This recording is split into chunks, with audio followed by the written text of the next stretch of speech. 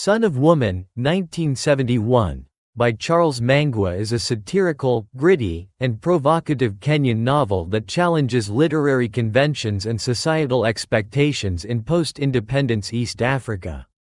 Blending social realism with humor and cynicism, Mangua's novel was one of the first in African literature to feature an anti-hero as the protagonist, pushing back against the prevailing moralistic and didactic tone of earlier post-colonial African writing. Set in urban Nairobi, Son of Woman traces the life of Dodge Kiunya, the titular Son of Woman, a streetwise, morally ambiguous man who negotiates the complexities of a corrupt, rapidly modernizing society. Dodge's journey is shaped by poverty, urban decay, sexuality, and crime, reflecting the chaotic realities of post-colonial Kenya where ideals of nationalism and independence have given way to survival, disillusionment, and greed. Overview of the narrative. Son of Woman is written in the first person, narrated by Dodge himself. The language is conversational, raw, and laced with humor, vulgarity, and local slang, immersing readers in the voice and mindset of the character. The narrative is episodic and nonlinear, moving through Dodge's upbringing, adulthood, and criminal endeavors with frankness and self-deprecating wit. 1. Dodge's early life. Dodge Kiunya grows up in Nairobi's urban slums, the illegitimate son of a prostitute named Vani. From an early age, he is exposed to violence, sexuality, poverty, and instability.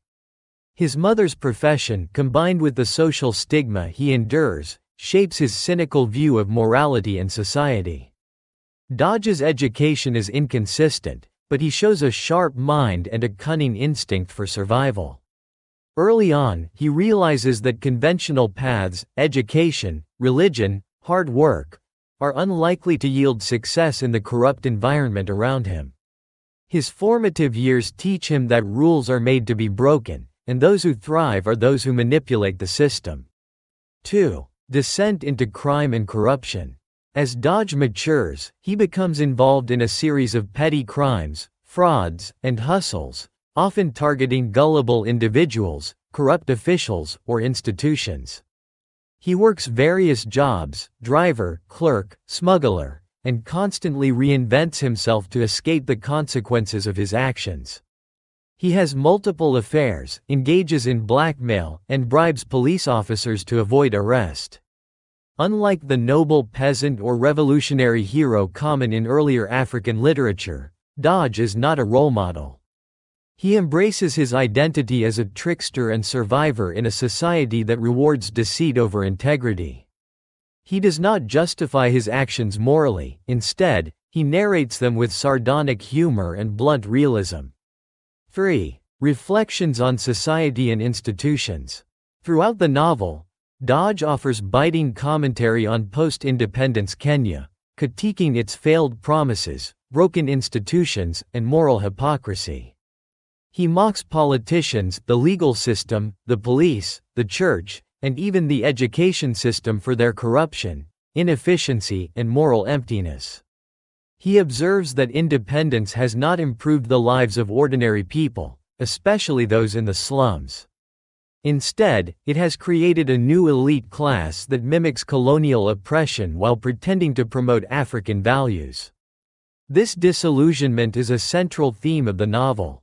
4. Women and relationships. Dodge's relationships with women are complex and often exploitative. He engages in casual affairs, seduces women for personal gain, and holds a largely instrumental view of sex. However, he also expresses a degree of sympathy and understanding for the struggles of poor urban women, including his mother and several mistresses. His relationships are devoid of romantic idealism, reflecting the harsh realities of survival in the urban jungle. Women, like men, are portrayed as navigating a corrupt world with whatever tools they have, including sexuality. 5. The search for meaning and identity. Despite his bravado, Dodge occasionally reveals moments of vulnerability and existential reflection. He questions the meaning of life in a world where no one plays fair. Though he claims to reject morality, He is haunted by a sense of emptiness and disconnection. The novel ends without redemption or transformation. Dodge continues to drift, making money, evading capture, and laughing at the absurdity of it all. His story ends as it began, in motion, without clear purpose, and with unrepentant irreverence. Analysis. 1. The anti-hero as protagonist. Dodge Kiunya is one of the earliest African anti-heroes, a character who subverts traditional notions of heroism, morality, and virtue. Unlike characters in the works of Chinua Achebe or Ngugi wa Thiong'o, who often embody communal values or national ideals, Dodge is self-serving, amoral, and individualistic. Yet, he is also charismatic, clever, and honest in his own way.